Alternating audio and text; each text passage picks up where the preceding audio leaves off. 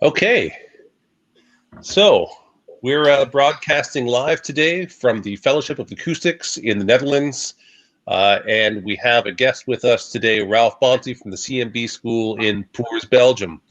Ralph, thank you for joining us. Hey, Jamie. Yeah. Good to see you. Good to see you. Yeah, nice to see you too. I was hoping it'd be in person, but well, Same not here. so much contact this year. Yeah. Yeah. Disturbing times. How are things there in Belgium? Well, our government has not decided for a second lockdown yet, but things are not looking so good. The numbers are really bad. Lots of people getting into hospitals. Some hospitals have reached their peak, and it's a bad situation. So, Right. It's been an interesting situation all around. As you know, we normally do this event live in person everywhere we go, and every guitar show this year has been canceled since the NAMM show. I'm not aware of another show anywhere in the world that has actually been able to happen. no. And the Boutique Guitar Showcase tour, well, no one thought this would happen either. And we were out on the road in North America. We did 10 dates all around the US and in Canada. And we did a successful date here in Europe yesterday at the Fellowship of Acoustics. But because current restrictions at the CMB school, we're not able to come into the school. But we will have other events around Europe. And hopefully, when things return to normal, we'll be able to see each other again face-to-face one day. So, well, since we are a school, we have like a head of security, and he has to go by the rules, and we need to follow him. That's the problem. So, of course, and we don't blame anyone for that. We're about finding solutions. You know, really, what we do is we, as our business model, is we try and facilitate the needs of guitar makers and retailers and trade shows like the NAMM show and component suppliers like some of our sponsors, the Dario and TKL. And so when the needs change, we have to change too. And we have to learn how to do things. And it's pretty amazing right now that we can have a conversation the way that we are in front of cameras and microphones in different places being broadcast around the world. So we are more flexible today than we ever have been. It's true. Yeah. Yeah. So things are going to be a little bit different today. Normally we're surrounded by a bunch of guitars that are out on tour, but today is going to be a conversation. And I've been thinking a lot on the idea over the last few years about the guitar being the people's instrument, about the fact that people constantly change and the guitar constantly changes. In the first 100 years of the modern guitar, if we are willing to accept the modern guitar from about 1850 with Torres, which I know is a contentious issue amongst many people, but let's face it, when you go to a guitar school and you learn how to make a guitar, you learn to make a Torres guitar, right? And a Martin, if you're building acoustic guitars. And so we're going to consider that, for all practical purposes, the beginning of the modern guitar as we have today. I mean, even the Gibson ES series is the Electro-Spanish guitar. You know, even up until the 1950s, they were still recognizing all these variations as a variation of the Spanish guitar. I mean, the Torres instrument. And so, you know, going back in the first 100 years, from 1850 to 1950, there are at least 10 substantial variations on the guitar which are still being made today. If we have the classical guitar and the flamenco guitar, we have the archtop guitar, the amplified archtop guitar, the Hawaiian guitar, the lap steel, the pedal steel, the solid body electric, the solid body bass. I mean, all of these variations happened. The resophonic guitar, the gypsy jazz guitar, if we'll consider that its own guitar, that's more than 10 right there. And the guitar constantly changed and evolved, and actually hasn't stopped. It's continued to change and evolve. And the only thing that I know for certain is that the guitar changes. And so when we look forward with the guitar, it's most reasonable to assume the guitar is going to continue to change. But I don't think that's a popular opinion. I think that for some reason, most people have the idea that the guitar that's popular during their time is the guitar, and it's not going anywhere from that point substantially. We kind of lock into it. But I have to think that when Leo Fender brought the broadcaster, or now the Telecaster, to the marketplace, I mean, it had more in common with a pizza paddle than it did with an archtop or a flat top guitar. I mean, people must have looked at that and said, "You're crazy." And now we think of it as tradition. It's true. It's funny that you mentioned the Telecaster, but still a lot of new guitar players, they want to own a Telecaster or a Strat, just because their idols play Telecasters and Strats. Mainstream or most new musicians, they wanna copycat their idols, and they need the same instrument to look the same. So when you make a guitar that is a bit away from the spectra, it's more difficult, in my opinion, to find customers. I mean, Well, sure, of course, because there's no momentum. You have to start the conversation yourself if you're coming from a completely new direction. Whereas when you're talking about building something that is a tried and true sort of variation, an existing model, well, you get to stand on the shoulders of the people who came before you. And now we're talking about evolving an idea and building upon an idea. And, that's a very interesting topic that needs to be covered, because right now there's a lot of contention in the guitar makers in the industrial process as to who has the right to make a particular shape or particular design, because they're owned and under patents from particular makers. There was a video done a little more than a year ago, which became quite famous, from one of these major companies who threatened small guitar makers and even Hollywood on on copying what they believe is their right. But if we lock down ideas and that no one else can build upon those ideas, what does the future look like? Can you imagine that someone owned the right to the Torres design or to the Stradivari design? I mean, there wouldn't be any classical guitars in the world, or violins, except for one maker. person. Yeah. Do you have thoughts on that, or do you guys discuss that within the school in the context of what it is like to build upon an idea? Well, mostly, that our tutoring is like a tree. In your first year, you build the guitar from a plan, and mostly it's a copy, or either a Martin 1 or a Telecaster.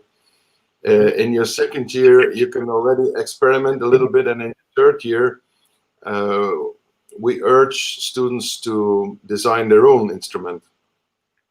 So, I think it's a good thing that you learn from what has been done before you. For instance, in an acoustic guitar, what is the size or body shape of your guitar? What is the size of your sound hole? What bracing, etc., etc. A lot of people have done that before you, so you don't have to go through the testing of how you're going to make your guitar. But in the third year, we let people think about it and experiment. Of course, naturally, they only make one instrument at first. You should make several to have to compare to existing guitars, of course. And I mean, what would it mean if your students couldn't build an existing model? What would that do to the education process if we had to start from scratch every time? Yeah, that would be really difficult, I guess. Well, I guess we have some plans already on guitars that teachers from our school designed. So that would be an option. But again, it's always better if you can hook it up to something that was famous already. the fact that an instrument is famous, I must have meant something to somebody. Music that is written on, etc., etc. So that's why it's important, I guess, that you can get back to history. Yeah, I think it's critical, absolutely critical, that we can share ideas and that we can build upon ideas. I don't see how our culture can even evolve if everyone locks down their ideas and says that's my idea and you can't have it. Um, really, patent law was meant to prevent people from getting taken advantage of. It was meant so that people couldn't say, "Hey, this is a," for instance, if you made a guitar that was a Martin double O and it looked just like a Martin double O and you put a Martin logo on it and you sold it, well, you're tricking somebody. And this is what the patent law, from my understanding, was meant to get rid of. But if you put, your logo on it, or if you put on Joe's Smoke Shop, on the guitar brand, and it was very clear, well, then at that point in time, no one is thinking this is now a Martin guitar, for instance, right? As a matter of fact, I recently played a Martin guitar from the early 19th century when our event was at George Gruden's shop in Nashville. That was very much a Spanish guitar. It was not the Martin that we think of it today. He had the possibility to build upon the ideas of others and eventually arrive at where he is today. But if he was never allowed to build those other guitars, would we have the great innovations that he's contributed to our guitar culture today if he wasn't allowed to experiment and build something that someone else had already done? It's true. Well, there's a beautiful example. Linda Manzer, Yes. and she has the wedge shape. That's something she invented for one of her customers who had a bad shoulder, I can't remember, or a bad elbow. And she made him a guitar, and it was too hard for him to play, so she invented the wedge shape. But getting a patent on an idea like that is very costly. Prices go way up only if you have a patent in Europe or you have a patent worldwide, etc., etc. And Linda once said about it, well, she said, I don't mind if people copy it, as long as they mention that I was the one who started it. And she said, whenever we get together, we can have a beer on it. And I think that is a great way to look at it. It's great to share. I think it's an acknowledgement if people copy it from you. And I think in the guitar community, it's more frequently. I saw a guitar, and her name just slips my mind now. A young female maker, UK. Rosie Heidenreich, maybe, from Turnstone. Rosie. Yeah. She just finished a guitar where she said, I used the Wingert arm bevel, and it's a reference to Katie Wingert. So I think that is very nice that people acknowledge where they got it.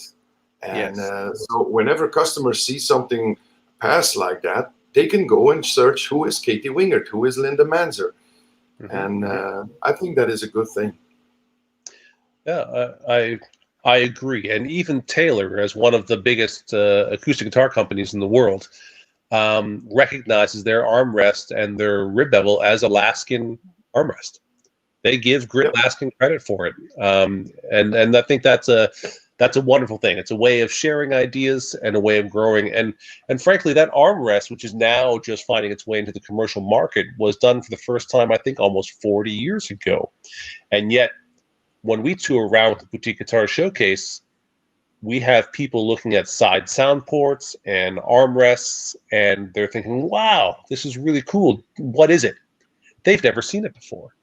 In the guitar building community, I mean, I think we all know about it, and it's used so commonly. I'm almost wonder these days as to if there are any guitar makers who don't offer these options in their guitars anymore. Um, and so these ideas have to be built upon. They have to be shared upon. You know, I want to switch gears a little bit here, Ralph, to talk about some of the other things, my observations as to why I think that nobody plays their daddy's guitar, as I say colloquially, and the unwritten future of the guitar is I was charting out guitar design and making some assumptions about the guitars that about the design itself and sort of say, okay, we have intentional design. Someone has an idea, they're going to pursue it. It's well received, people like it, success. Mhm. But when I look at the history of guitar, I see so many examples of somebody has an idea, they pursue it, they make it, and it's not accepted. And of course, many of those go in the trash bin and we never see them again. But there's a number of really fantastic examples where players took that and they decided that we're not going to use it for its intended purpose. We're going to do something else with it. And it's the people who ultimately decide what that is. You know, well, I think you can see a whole bunch of them right now behind me, actually. If you look at the Les Paul guitar for its intended purpose as a jazz guitar, I mean, the guitar was never accepted by jazz players. No one thinks of that as a jazz guitar. As a matter of fact, I've even heard comments in more recent years with people saying, you know, signature models aren't even successful. They never have been. Like, well, what about the Les Paul folks? They forget that there was even a player named Les Paul that was named after, because the guitar is so distantly connected now to its origins and the type of player that was with it. So much so that Gibson was discontinuing that guitar, which is one of the reasons that the guitars from 58, 59, 60 are so valuable, because it wasn't successful. It was never accepted by the guitar players of the day. It wasn't them, it was their kids who accepted this guitar. And it was players who did not play like Les Paul or any of the other prolific players of the day.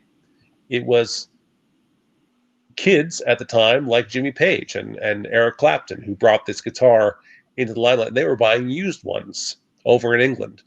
And it became a completely different thing. As a matter of fact, if you look at someone like Jimmy Page, he's playing what could be considered a design failure of a guitar, a design failure of a pickup, which was just intended to be quiet without the hum, but instead overdrove amplifiers, which nobody wanted back then. You didn't want distortion.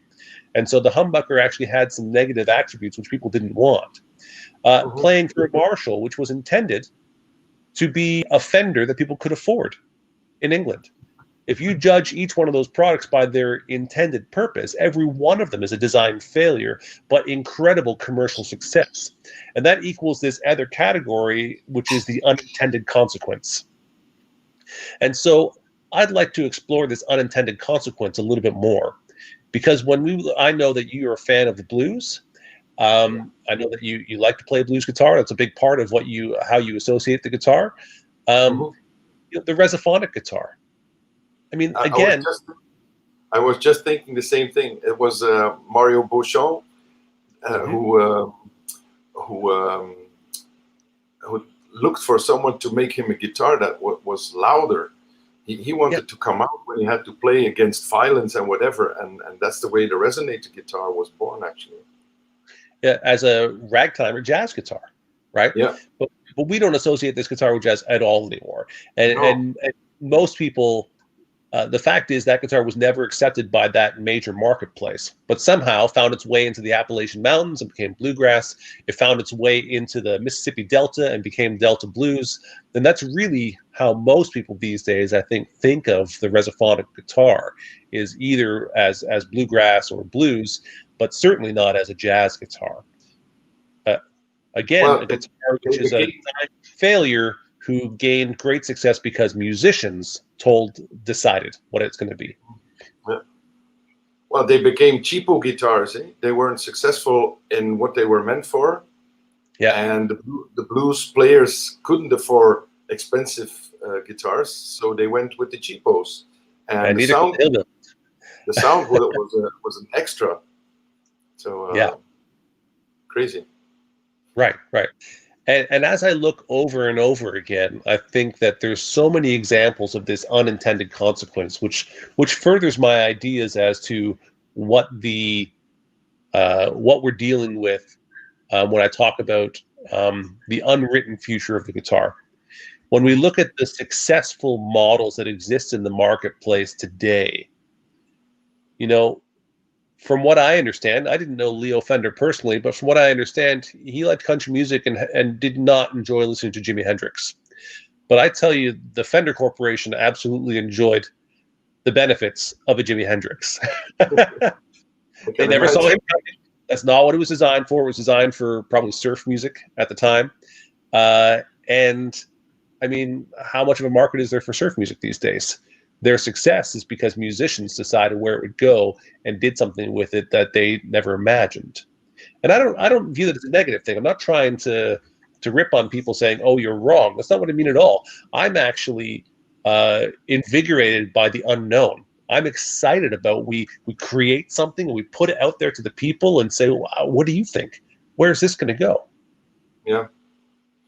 Well, Yeah. like you said, you need musicians. You need musicians that look at an instrument, and I'm thinking of Frank Diamel, for instance.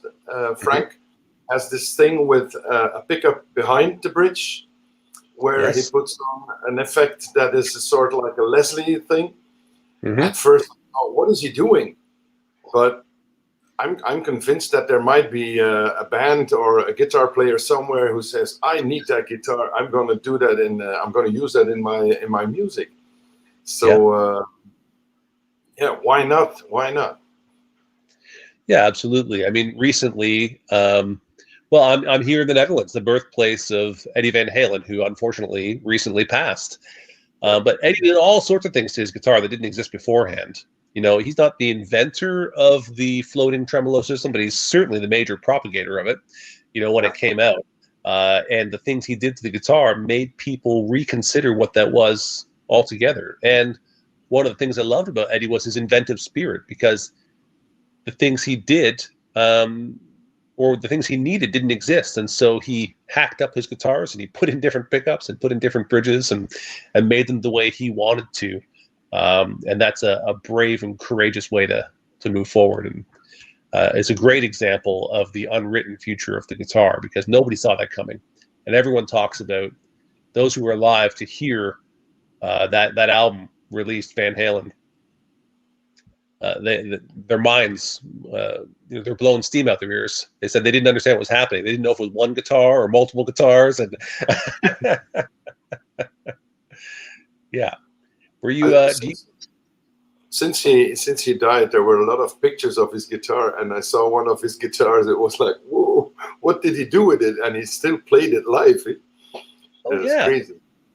yeah. It wasn't about that guitar being perfect, perfect execution. He hacked that thing apart, which is I presume why he called it Frankenstein. It was not a pretty thing; it was a monster.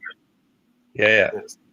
But he did amazing things with it, and so yeah. So these ideas of the guitar and where they're going really fascinate me. And I've been having these conversations in guitar schools and with people at our events around the world and different guitar makers. I've heard people talk about the Stradivariization of particular instruments and locking into particular models and such. Um, I keep seeing musicians do things that I think the average person doesn't think you're supposed to do with a guitar. I'm watching bass players play guitars like they're pianos. And Mhm. they're playing both hands on the fretboard, and they're not playing with, they're not playing an SVT and a P bass. They're playing, a 5-string or 6-string multi-scale instrument, and they're not going for the tones that their fathers would have associated with the bass guitar. Yeah, it's true. Yeah, and I'm seeing acoustic guitar makers having to make instruments which, uh, you know, are not just handling string tension, but now what happens when you smack the guitar? here or smack the guitar here. And this gloss finish is interesting, but it doesn't make a noise. And I need my guitar to make a noise when I scratch at it. And so they're putting on scratch plates, and the guitar is evolving because of these fingerstyle musicians. Tommy Emmanuel played his guitar with a brush, to play the drums. So Yeah. he scratched off all the finish to have bare wood. Right. The guitar doesn't last as long, but it's, well, I mean, he had a good sponsor, eh? Maton sponsored this guitar. Yeah, maybe. So, anyways, do we have any questions coming in at all, guys? Or if you have a question at all, if you're out there watching this, you can type in a question on the platforms, and we'll sort of we'll go through the questions and we'll try and answer them as much as possible. I'd like to take a moment to thank our sponsors with the Fellowship of Acoustics, with Dario and TKL, and of course, they're not a sponsor, but the CMB School. I mean, that's why we're here. So every year, the Boutique Guitar Showcase goes to approximately 25 cities in 10 countries over 3 continents, and we find it really important to invest in the future of the guitar, and to invest in students and the teachers as well, the entire industry, not just the retail and the professional guitar maker market. So some of our favorite events, frankly, are going to the schools, because the students are just so into guitar, and they look at everything, and every guitar gets picked up, every guitar gets played, and we play them over and over, and there's so many different questions that well, I can't say that we're not disappointed that we can't make it to the CMB school this year, but it's I'm hoping that we'll have some students come on here and have some questions, because, well, frankly, we want to engage with the students. That's a part of what we do. Well, So, I think it's a natural thing. Once you know how to build a guitar, and you see another guitar, you want to see how it's made, how did they do it, etc., etc. It's my teacher, my steel string teacher, Mich van Sever. He once said, once you finish your first guitar, you are never going to look into a music shop at another guitar with the same eyes as you did before. And it's true. Whenever I see another instrument, I go and look for, how did they do it? How do they, for instance, how is the neck attached to the body? How is the nut? How is the bridge, etc., etc. And yeah, that's. I think it's normal. It's normal if you have a bunch of students that work on guitars, and you show them a lot of very interesting guitars. They're not all like, what you bring is not the common guitar, Jamie. You always look for special things. yes. So for students of our school, it's like letting children loose in a toy shop. It's like, wow. Yeah. I'm the same as well, eh? Yeah, well, we all are. That's that's what we love. You know, I have sort of an email sign off that I very commonly use with guitar makers. That's thanks for making inspiring guitars. And I really mean that. You know, I'm inspired by them, and I love taking them around the world. Our whole team loves to show other people things they've never seen before, and watch their faces go, wow, what is that? That's crazy. Or have you ever heard a guitar that sounds like this or plays like this? And have you ever considered this before? You know, that's a really important part of what we do. And so, Ralph, would you mind telling me about that that experience of building your first guitar that was not going to be a Torres guitar, or it was not going to be a Martin guitar or something of the sort? And do you remember the process of going through that and what that felt like? And well, for starters, I had also the advantage that my teacher was very supportive in, how do you say that, going out of the boundary. yeah, He always encouraged me. So I had my first guitar in doing something special was I wanted to make an electric resonator guitar, and I copied the body of an old National Electric, the Glenwood, and then I put a resonator in it. And it came also because when I play before, I played live with a dobro around my neck. And if you have to play a concert for 3 hours with a dobro around your neck, it gets heavy on the shoulder and on your neck. So I was looking for an instrument where I could play slide. It looked good also, but it had to be a light guitar. So I went for a mahogany body, and a really light mahogany body, and a resonator in there, and that's where my Resocaster originated. And so for me, it was a thrill to be able to do that. Just make a guitar that suited my purpose in live concerts. That was it. Yeah, great. So it was a real practical need. Yeah. And I think a lot of the guitars have come from exactly that. We have a problem that we need to solve, and you know that's a whole other category. I mean, much of the modern guitar today is built around a guitar that was viewed to be either cumbersome or insufficient. It was not loud enough, or it was, too small and heavy. The ES335 was a response to the fact that the jazz players said that Les Paul is too tiny and too heavy, and they made the ES335 to counterbalance the complaints. And as we already talked about with the Resophonic guitar, just trying to be heard. And of course, that's what the amplified guitar was also. Charlie Christian wanting to solo along with the trumpets, because that wasn't really a possibility. If you wanted to solo with guitar, you needed a quieter band to be able to stand out. And that's where you see Django Reinhardt, right? And the Gypsy Jazz stuff with him and Stefan Grappelli. There was no drum player in that. There's no drum set, and there's no horns either. They needed quieter instruments so that the guitar could stand out. And so, dealing with those problems.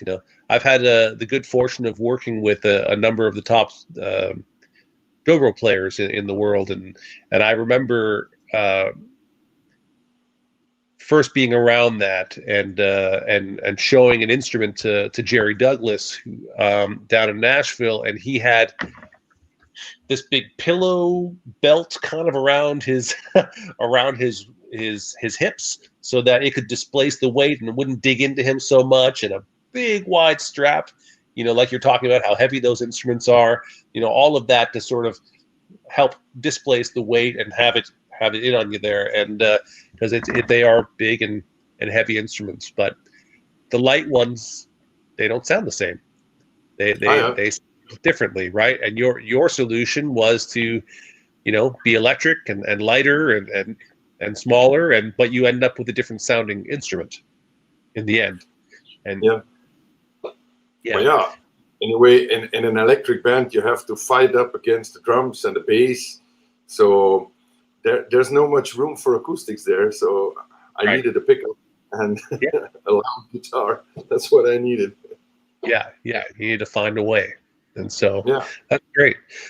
Ralph, have you or is there a place within the CMB school for a student who wants to really explore new ideas and such? And do you have any sort of stories you could tell about working with somebody through the process of them wanting to do something different? Well, one of my students recently just finished a guitar, which is really off the top.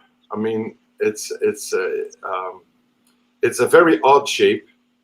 First of all, let me tell you, he's a really, really good jazz guitar player. And so he mostly plays an E30, 335 Gibson. And but he made a guitar now to put it on his lap. It's the same distance as with the Gibson, but the top of the guitar is much less higher. And then he has made a system where he can change 3 fretboards on the neck.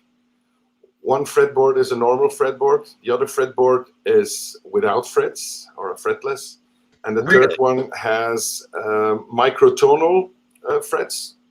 Yeah. And he made a neck with magnets built in, and in his fretboards there's also a metal part, so he can flip 3 fretboards as in one song if he wants to change and play different stuff. So that's really nice. Without changing the string tension, like you can slide out one board to the other. Yeah, he can slide a fretboard in between the neck and the fret and the strings. Excuse me. It's crazy, and we're still because when I play it, I move the fretboard around. So it's the way I take a guitar, I play with my thumb on top, and I move it. He has a school training and plays with the thumb behind the neck, and with him it doesn't move. But anyway, we're still looking at we have an idea how we're gonna fix the fretboard that it can't move. But for me, it was fun. When he first came with the idea, I was like, whoa, you're going loco here. But then again, we're like a year further, and he finished the guitar. So never say never. Certainly. And he's really good. He loves to implement Morocco influences or North African influences into his jazz music, and there the microtonal thing comes in, and it's great. I love what he does. So who am I to not help him in the process of making an instrument like that? Certainly. Yeah. Well, that's great. I want to see this guitar. Okay. That's a good idea. You can see it. Yeah. We'll make pictures, and I'll make a video clip that you can hear what he does. Well, great. Very good. Well, so it still needs to be finished. I think he's going for an oil finish, but it was last Wednesday the first time that he played it, so it's looking good. Yep. Cool. We've been seeing a number of ideas that are coming more and more commonly accepted. And I'd like to talk about these ideas a little bit. Many of the acoustic guitar makers that I know are telling me that they're building by far a majority now as multi-scale instruments by customer request. Not that they're trying to push this particular movement, but customers are saying, hey, I'd like a guitar, I'd like it to be multi-scale. And this is, I'm hearing 80%, 90% of the orders they're taking. And it's not how they made their name necessarily, but it's the way the customers are going with them. The multi-scale instrument, I think, is something that there is a fascinating future for. And I think that there's some room for clarity in the conversation. One, it's a pet peeve of mine to say fan frets. I hear fan frets all the time. And it's not that the frets aren't fanned, but you're really missing the point. It's that's a byproduct of the fact that we have a multi-scale. We're not fanning the frets just to make your life complicated, or it's not ergonomic. It happens to work and feel perhaps ergonomic, but that's not the intention of why we do it. The idea of a multi-scale instrument being an ideal tonal range, an ideal string tension for the particular range of notes that you're playing, so that you have a balanced sound and tension across your instrument, and tuning, becomes more accurate at that point in time, is really what it's about. It's about achieving a more even instrument.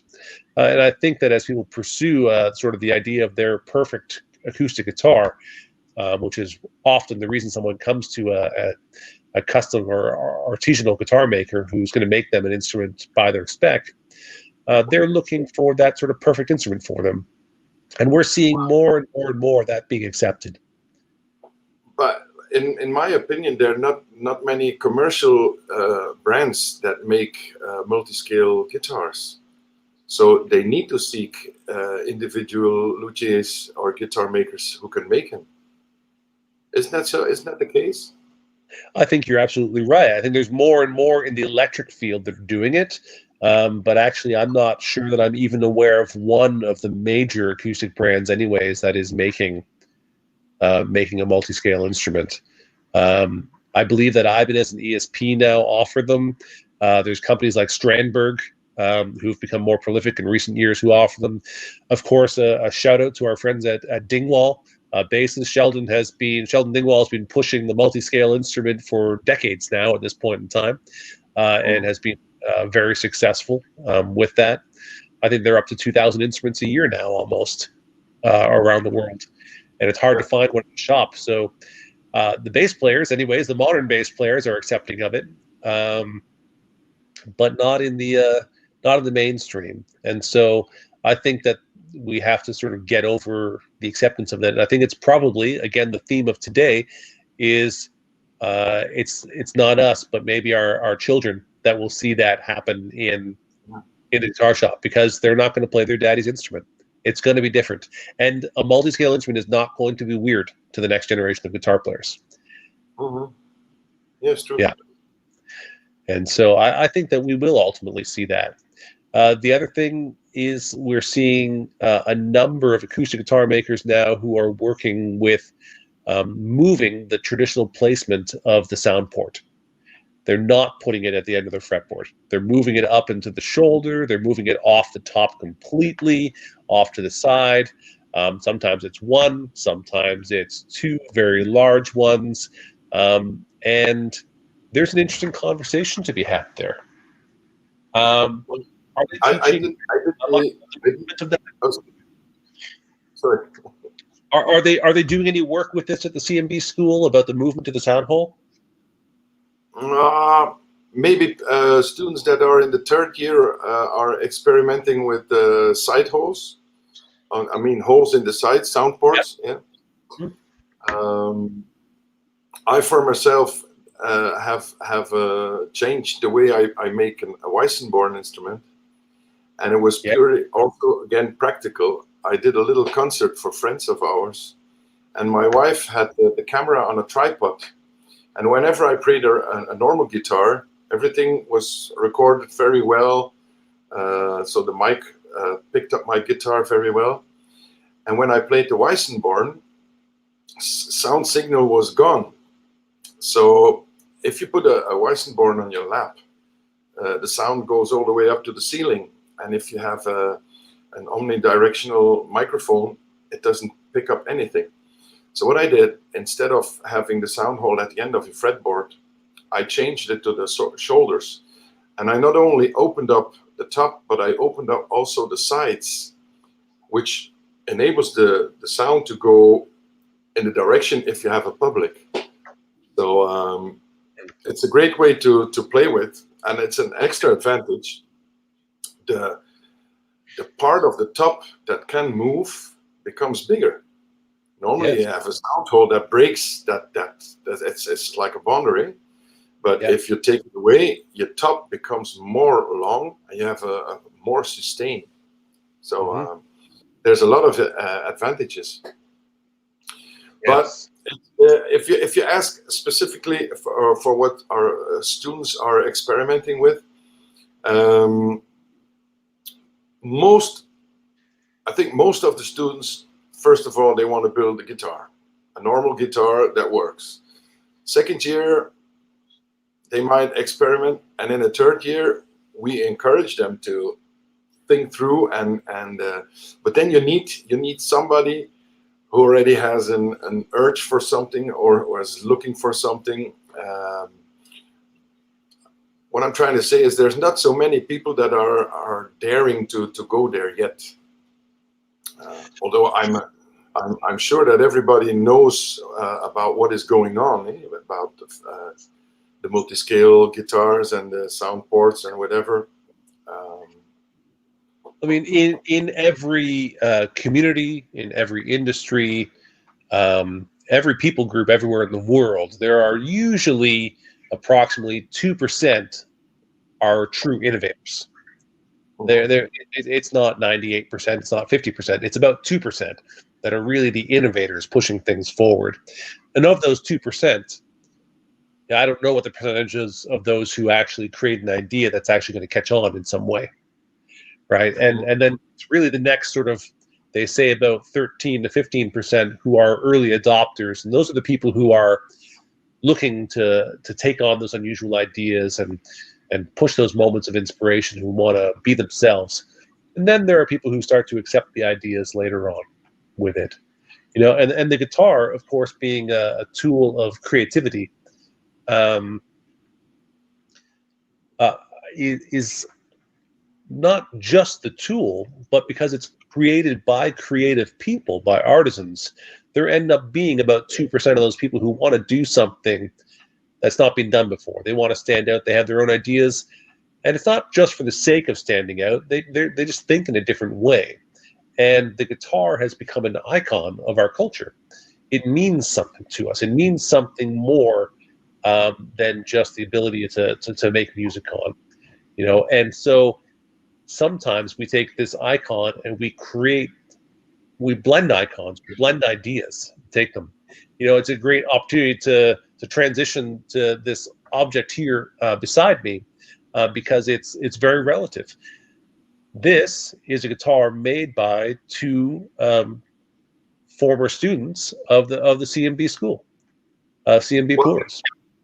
I guess so. I'm pretty sure Jackie Walrath, which you know, of course, once Yeah. said that they took classes with him at the CMB. Yes. But after our school, they went a bit further. They Yeah, went sure. beyond their Yeah. ideas. But this is Dow Guitars from Belgium, from Brussels, I believe, is where they currently are. It's a team of two people, John and Serge, who have other inspirations that make them think about applying to their icon of the guitar. This particular piece here was inspired by Gio Ponte, an Italian architect. Mm-hmm. Well, what does architecture have to do with the guitar? Well, I mean, there are some obvious things. They're both under tension. They're both structure. They're both materials and crafting and building with them. But for some reason, in my career, I have met many architects who are fascinated with the guitar, and many guitar makers who are fascinated with architecture. There seems to be some connection there. And Gio Ponte was a very revolutionary architect. He has a very specific style, but also created a magazine. And he's had a strong influence on John and Serge of Tao. And so they decide to build an instrument which is based on their T-bucket model, which has obvious inspirations from Leo Fender's work. Even down to the name, of course, a great platform to build upon. But again, the idea of standing on the shoulders of giants who came before us and evolving it, because really, this doesn't look a whole lot like a Telecaster anymore, does it?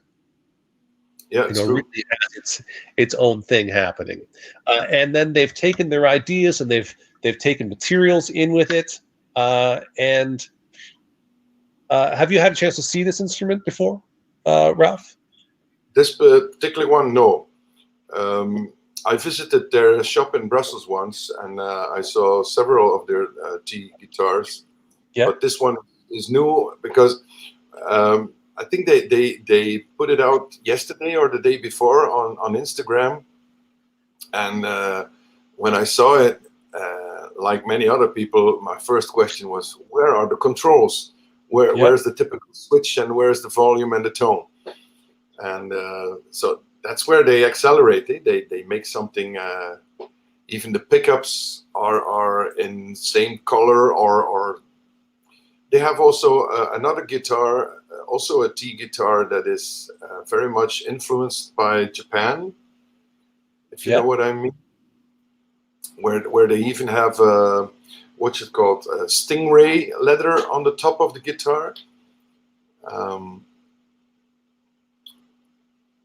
Well, anyway, they look for they are looking for a story to connect it with the guitar, or vice versa. They start off with an idea and make a guitar from there on. Yeah, yeah. And I have to say, I have a lot of people who look at the instruments and think, "Wow, that's beautiful." Most of them go, "Who's going to play that?" Really, they do. They look at it and go, they don't understand it. But my response always is, why can't something be functional and beautiful? I mean, we're Yeah. not all living in Soviet block houses, gray rectangles with no character to them. Throughout human history, we continue to make things beautiful and interesting and create higher levels of craft. And why shouldn't that happen with the guitar? It's And, true, but and the reality mostly is that a working musician doesn't make much money to buy a really expensive instrument. So mostly in my experience, working musicians, they look for something that they can afford and needs to be a workhorse. Um, but I understand what you say. yeah. Uh, Well, the flip side of that is, um, a working musician isn't likely to make enough money to be able to afford something really interesting unless they do something unusual in the first place. When I think yeah, of people who made unusual musical instrument choices, someone like Prince or someone like Billy Gibbons, or Dimebag Darrell or Randy Rhoads. Of course, he played the Les Paul, but he also played the Flying V. And Django Reinhardt is associated with a particular instrument. yeah, And then Les Paul, of course, was an archtop player, and eventually his instrument, and Eddie Van Halen, and so on and so forth. Those guys, well, they did pretty well financially, I think. hmm, And it had something to do with their ability to step out and to try something new and not be afraid to stand out in the marketplace. And yeah, so yeah, if you're going to take the common path, you're going to end up with common results. yeah. That's true. Yeah, that's true. Most commonly speaking. I Yeah, don't mean that everyone should try and do what John and Serge are doing, or what Linda Manzer has done, or Thierry Andre, or Uli Teufel. I mean, the Michihiro Matsuda. They're all incredible thinkers and designers who have made wonderfully inspiring instruments. And I don't suggest that's necessarily where every guitar maker or guitar player should go. hmm, What I do find interesting is how closed the idea of what a guitar is in many people's mind has become. yeah, Uh, yeah, and, and the reason I say that I find that surprising is because, as we've already mentioned, and it has been the main subject of this particular talk, is that the guitar has never been predictable. It's always changed. Nobody plays their daddy's guitar. And for some reason, we keep trying to lock it down. We keep trying to say, all you need is a dreadnought or a blackguard or whatever it happens to be. And hey, it was good enough for fill in the blank, so it's good enough for me. hmm, But yet the guitar refuses to be bound. yeah. Well, yeah, for instance, you mentioned Michihiro Matsuda, Yes. uh, which is an idol to me. He really pushes the boundaries. He once made that ukulele, which was a rectangular piece of spruce with no sound box around it, and it sounded like a ukulele. And then he Yeah. had the archtop guitar that had no sound box either. It was a crazy thing. Mm-hmm. Um, so, well, as a teacher, I find it my duty to talk about people like him, like Jerry Andre. I show pictures, I show instruments. Whenever I can, I will show them that there is a way to get out of the closed box, looking at the guitar.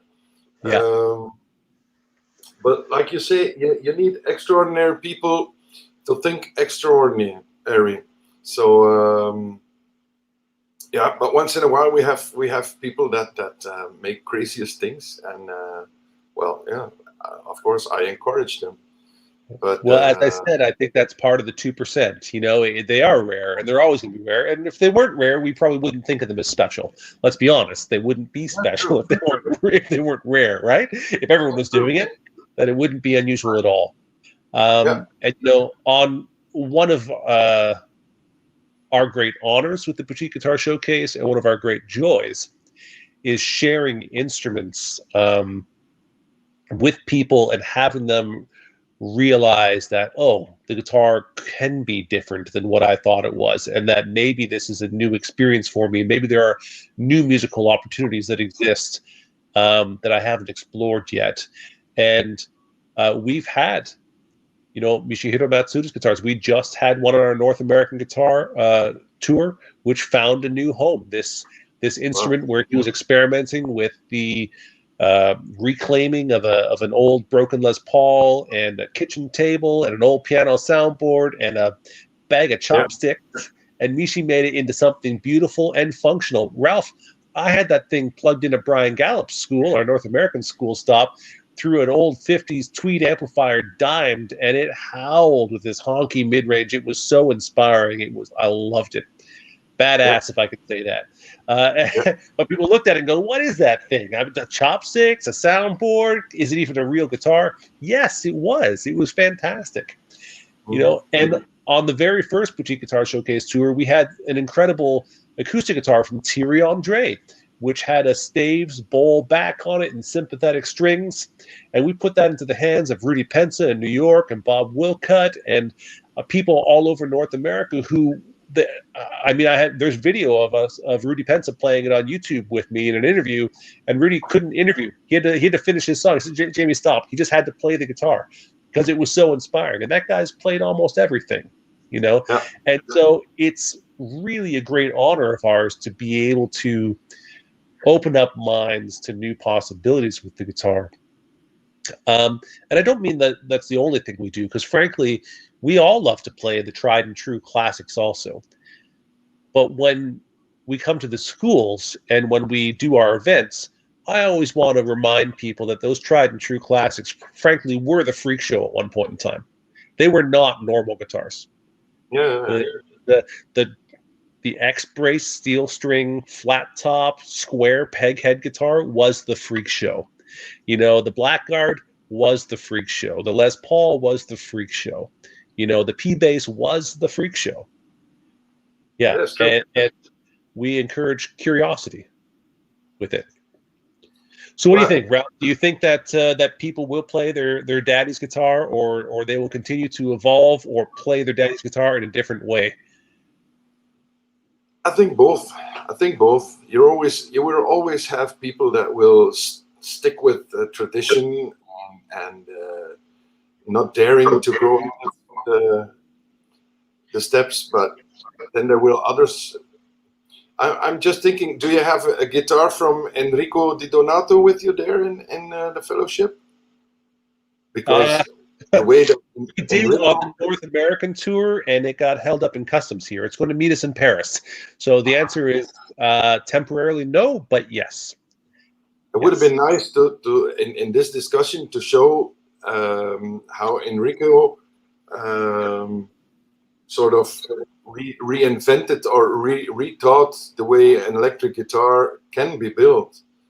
It's sort of how do you know, the way the neck is attached to the body. The body is just a frame where there's a wooden top on it that is free floating, actually, or it's not actually free floating. The way that we describe it is that it's a suspended arch top, that actually the neck, the pickups, the electronics, the strings, everything is attached to the aluminum frame. And the only thing that is really putting pressure on the wood is the bridge being pressed down from the string tension. And otherwise, it's a suspended top of a guitar. We did a shop tour of Enrico's a number of years ago that you can find on our YouTube channel. And I remember looking at it and saying, what do we call this? Your top? The body? What do we? because it's not in traditional guitar terms, right? Is it the body? Is it the top? What is it? Yeah. Does Zach has a picture of what we're talking about? Because it would be interesting that everybody would maybe a side view of the guitar. If you look in On Tour magazine on our website, you would see exactly what we're talking about. Okay, yeah. Because when I met Enrico when we did a show together in Mannheim, and he was just like 2 tables away from me. And when I saw his guitars, I was also blown away. The idea was so great, and they're very nicely made. Yeah, he makes great stuff. Yes. Actually, Donato Guitars has been a part of almost every Boutique Guitar Showcase tour. Certainly every season we've had, and he was part of the first NAMM show with us. I might have, there we go. So this is the piece that was on tour with us in North America. It was commissioned for the 2020 NAMM show, the Boutique Guitar Showcase there. I commission 4 artists every year there to do an art installation piece that shows guitar as an icon of contemporary culture. And this was Enrico's Heaven and Hell Chapter 2. This is the Heaven portion. The previous year was where he showed Hell. And for those who are watching, you can see the 2 guitar images, the front and the back. The back part of this here, what you're seeing in gold is solid aluminum that's been leafed in gold in this case. And you see the 4 points sticking out there where the body can gain stabilization. But if you now look at the left side, you'll see the electronics, the pickups. The string has sort of a trapeze sort of tailpiece that's happening on it, where the string tension goes right down into it.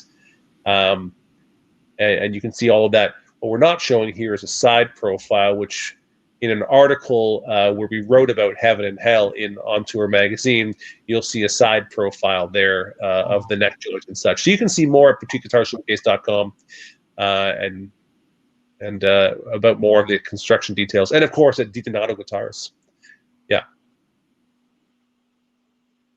So I think we're supposed to wrap it up. I think we're out of time, Ralph. Okay.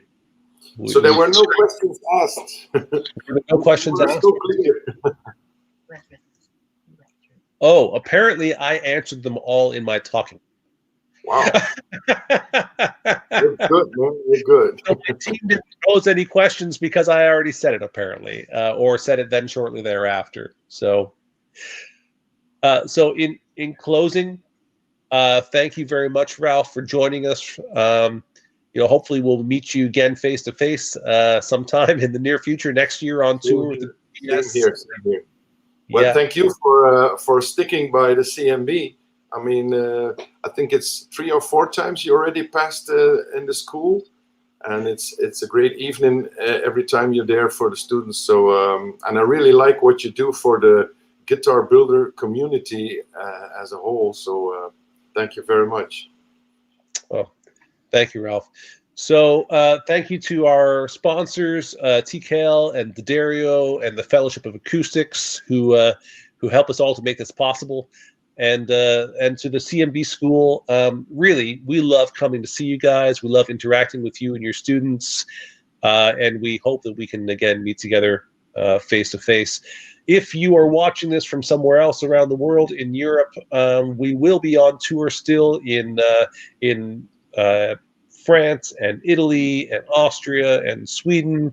So if you want to go to boutiqueguitarshowcase.com, you can find out where our events are.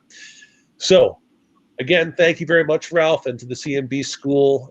Thank you for doing what you do to contribute to the conversation of the guitar, helping people learn how to make musical instruments and walking them through the process. It's a wonderful thing, and we're certainly glad you do it. So, thank you. Bye-bye. All right. Say goodbye for now. Ciao.